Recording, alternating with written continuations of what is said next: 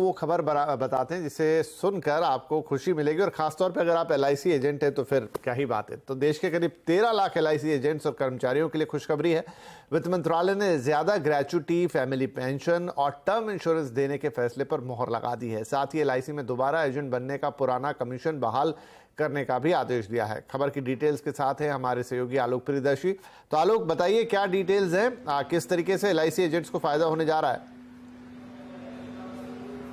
बिल्कुल, देखिए, जो एलआईसी एजेंट्स हैं और कर्मचारी हैं उनके लिए सरकार ने जो उनकी लंबित मांग थी उस पर आज मंजूरी दे दी है। जो सबसे पहली मांग थी कि ग्रेच्युटी बढ़ाई जाए, वो अब 3 लाख रुपए से मैक्सिमम 5 लाख रुपए हो जाएगी। अभी जो 15 साल वाले एजेंट होते थे और 60 साल की एज होने पर उनके ग्रेच्युटी की कैलकुलेशन होता था तो वो अधिकतम 3 लाख ही होता था, लेकिन अब उसको बढ़ाकर 5 लाख कर दिया गया है।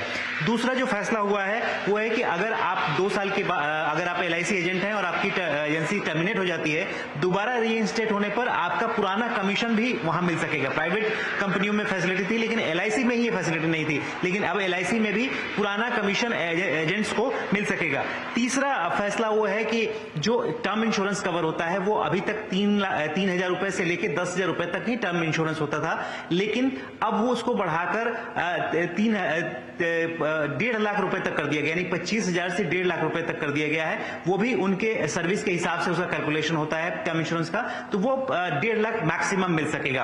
और जो सबसे आखिरी फैसला है, जो कर्मचारी हैं उनके जो डिपेंडेंट्स होते थे, जो फैमिली पेंशन मिलता था, वो अभी तक जो लास्ट ऑन सैलरी होती थी उसका 15% ही उनके डिपेंडेंट को मिलता था, लेकिन इंश्योरेंस और बैंकिंग सेक्टर के तर्ज पे अब इसको बढ़ाकर 30% कर दिया गया है। तो जो फैमिली पेंशन होगी एम्प्लॉयज के डिसीज होने पे, उसके बाद उन्हें 30% फैमिली पेंशन मिलेगा। तो ये कुछ फैसले हैं एलआईसी कर्मचारियों और एजेंट्स के लिए सरकार ने आज लिए हैं। काफी 13 लाख के करीब लोग हैं जो इससे प्रभावित होंगे।